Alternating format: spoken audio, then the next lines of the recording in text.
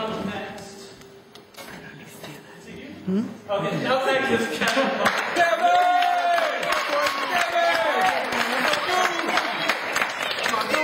It's both between 0 and 10.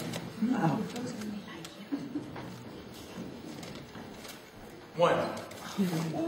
One night. When night was all I needed with him, as he shot me a look from across the room that wrapped a lightning bolt around my neck and pulled me forward like in those old-timey cartoons.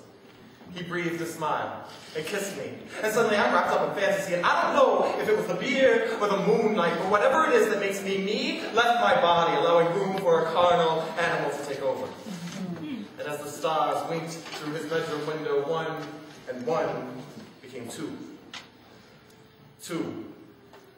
2 days later, he says, I probably should have told you this sooner, but my ex was HIV positive, and seeing the look of shock in my eyes, he assures me that he's negative and that they were extremely careful. But my right shoulder angel and my left shoulder devil have been replaced by fear and guilt, and I have to wonder how careful they could have been when I don't even know his middle name. And as we played in the fairground of hormones, we didn't even use a fucking condom. But I filed. All this is the shit that I will deal with later. Assure him that I'm negative too. And that as long as he knows he's clean, I don't have a problem. But I decide in the back of my mind that I will never contact him again and pull up a later file on day 3. 3 months. 3 goddamn months before this window period is over and I can go get tested to see if after this trimester I'm going to get birth to an antichrist that is going to wage Armageddon within my veins. That thought strikes me funny. Because I'm not even Christian, but right now I'm praying to whatever God that will listen as my world devolves into cliches. Clocks tick backward, footsteps become heavier, and I begin meditation to cleanse my mind of the fear. And somehow, I go from hazy HIV status to Buddhist philosophy in 3.5 seconds as I start telling tables that they don't exist. And I don't either. Really. Because we're all just the sum of our parts, and those parts are some of theirs, and so on, and so forth, until eventually everything devolves into a huge pile of nothingness, and then I decide that since walls don't exist, I should be able to move through them. Become a superhero. HIV man. High V's all around.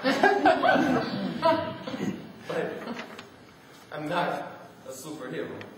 Just a sun scared shitless, and a simple symbol used for addition will become my own personal. And finally, the clocks begin ticking again. And I make an appointment to the clinic, sit in a sterilized room, cut the nurse's lecture on safe sex short, and become more afraid of a needle than I have been since I was 4. 4 hours later, the results are in, the countdown begins. 5, 4, 3, 2.